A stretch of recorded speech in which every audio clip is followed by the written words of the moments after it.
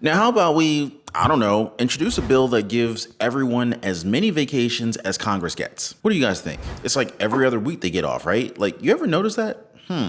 Well, anyway, what I really wanted to talk to you guys about is this $3,600 child tax credit that's back on the agenda next month.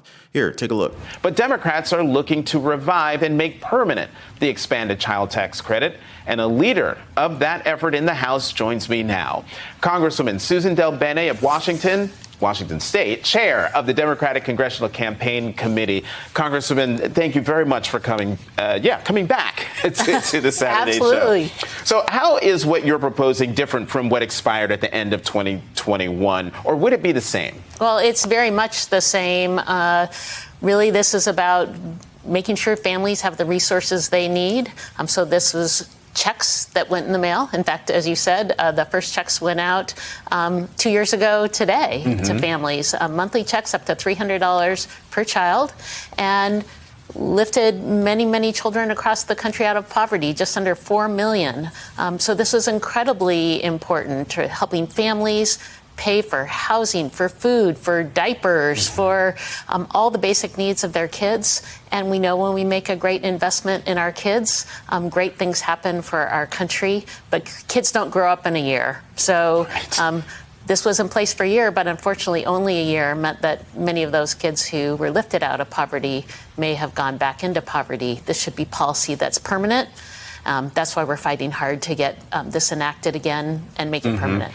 Basically, $300 a month plus a potential $2,000 baby bonus. It's a Democratic proposal with enough Republican support to actually seem like a lot more than just a wish list, and would make permanent the expanded child tax credit signed into law under the American Rescue Plan. This new proposal would remove an earnings requirement from the full credit. It would expand the maximum child tax credit to $250 per month. It would continue the young child tax credit of $300 per month for children 6 years old and younger. It would provide a baby bonus and an extra $2,000 in the month a new baby is born. Now, dealing with a divided government is definitely going to be a challenge for them here, especially when the House is held by a razor-thin margin by Republicans and the Senate by the Democrats. Just a little while back, the political showdown nearly pushed the country into default on its debt. And so now imagine trying to get another tax policy through this mess.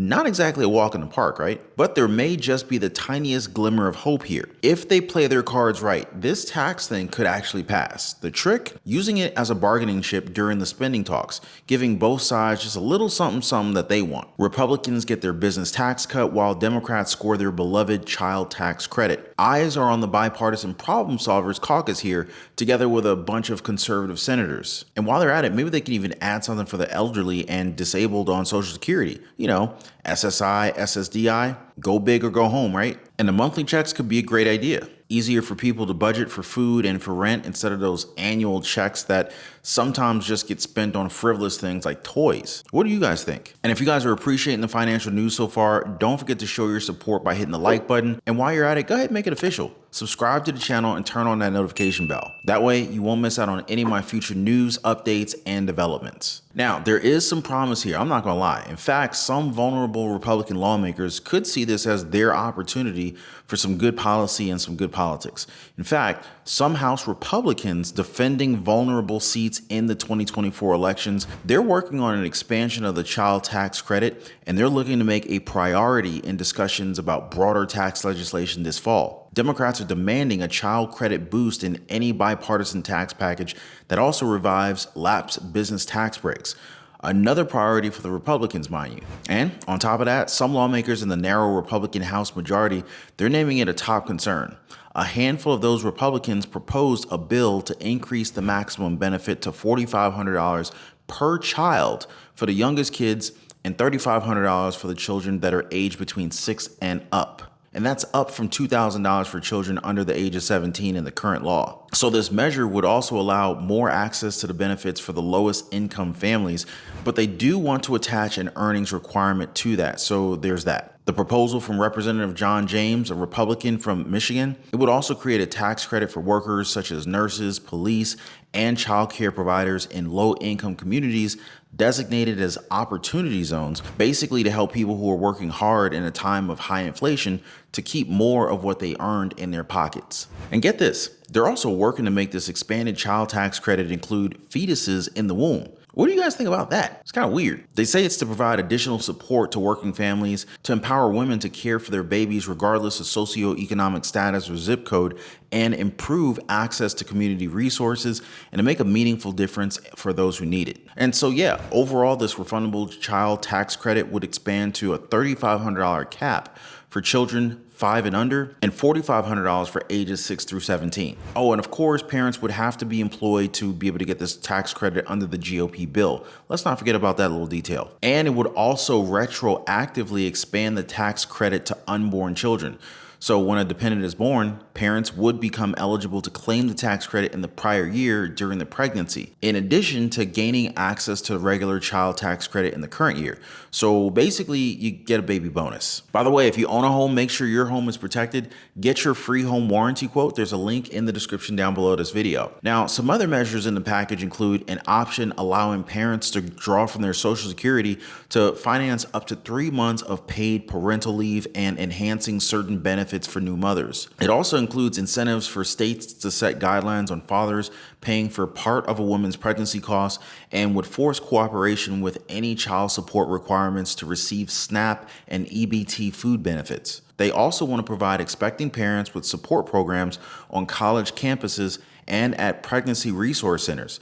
Hopefully establish a federal clearinghouse of resources and boost support for social services programs at places of worship. When federal lawmakers expanded the child tax credit, the CTC, in 2021 as a part of President Joe Biden's pandemic relief program, some 35 million parents across the United States began receiving hundreds of dollars every single month. Economists at Columbia University estimated that making the expanded federal credit permanent would have resulted in a more than 10 times return on investment, measured in terms of increased future tax revenue and less future dependency on healthcare, criminal justice, foster care, and other welfare programs. Now, while Congress is still twiddling their thumbs, more states are stepping up and on a bipartisan basis. All told, since the expanded federal CTC expired, 11 states have passed or expanded their own child tax credits available to families earning $0, or what policy wonks want to refer to as refundable. The subsidies range from up to $180 per child in Massachusetts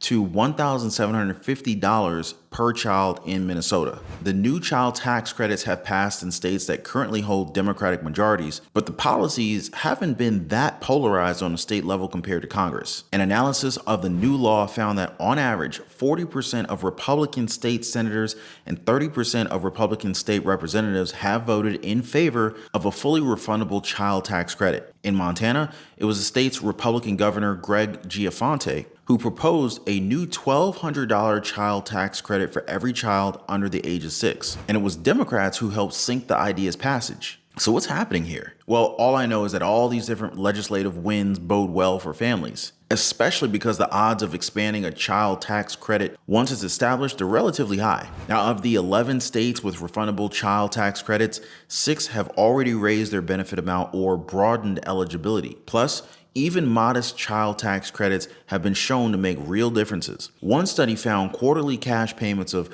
just $150 to low-income families led to an increased household savings, fewer late fees on bills, and more spending on healthcare and education. Basically, give people cash. It's as simple as that. Now, unlike other benefit options, refundable child tax credits offer cash that can be spent on a range of needs, and they can benefit even families with no earned income. So let's talk a little bit about how the new state child tax credits vary. So when policymakers consider passing or refining a child tax credit, they gotta make a couple of design trade-offs, balancing all the financial and administrative implications of every choice. Will the credit apply to all children or just younger children? Will it be a large credit or a small credit? Will the benefits phase out quickly or slowly? Will eligible families receive the benefits annually, quarterly, monthly? What do they need to do to be able to claim it? Now, some states like New Jersey require beneficiaries to fill out just a quarter page of additional questions on their tax filing to be able to get the cash assistance. In Colorado, beneficiaries have to fill out 3 additional pages of paperwork, which could honestly discourage some people from even applying for or receiving the aid. States have also taken different approaches to funding new child tax credits. Some of them consolidated existing benefits into a more simplified child credit, something that Massachusetts and Minnesota did with theirs. In Massachusetts, before 2021, the state offered a tax deduction for children under 12, but since deductions only help families with tax liabilities, the lower income families, they were pretty much excluded. Now, Massachusetts lawmakers, they have replaced that with a refundable tax credit so that all families can benefit now. In Minnesota, lawmakers combine an existing earned income tax credit and EITC into one new child tax credit, making it the largest state CTC thus far in the country. And some get the money from state revenues from economic growth rather than new taxes. New Mexico, for example, they authorized a new child tax credit this way, using new revenue from the oil and gas industries. Then, of course, some states went with new progressive tax increases, which is pretty much how Colorado first advanced its child tax credit, but they ultimately relied on increased revenue instead. Now, if more states were to create or expand child tax credits, one option is phasing out existing benefits that benefit high-income earners. Minnesota's CTC would have been far more expensive. Maybe it wouldn't have even passed if it hadn't been paired with the EITC consolidation. Some states are also working to make their CTC as inclusive as possible for families where parents or children may not be American citizens. Some states already allow parents with individual taxpayer identification numbers, the ITINs, to receive the benefit. But the ITINs themselves are not always easy for families to get. So states can design like other ways to verify residency for child aid. And I guess just good old dissemination. Still, a whole lot of American families don't know that they actually qualify for this kind of aid. They can even tie up with programs like SNAP and EBT, Medicaid to alert parents of their eligibility for new state programs. I bet it will be pretty easy for states to create a simplified web portal for applicants or, even just kind of send the money out to eligible families automatically. I mean, the expanded federal CTC was sent automatically to eligible families who had previously filed their taxes or who had signed up to receive an IRS stimulus check. Y'all remember that, right? So let's just go ahead and see how this proposal from the House Problem Solvers Caucus shakes out. This is the centrist group of 32 Republicans and 32 Democrats that recently signaled their interest in negotiating a new deal on the credit. Not exactly reviving the expanded CTC wholesale, plus Republicans still want to commit to the idea of work requirements. Just this month, Senator Ron Johnson and Michael Bennet, a Republican and a Democrat, spoke up for the child tax credit and said it was something that they could find far more areas of agreement and learn from each other. Definitely something to keep an eye out for future updates, right guys? If you made it this far, drop a like for the video. Also consider subscribing, and I'm gonna see y'all on the next one.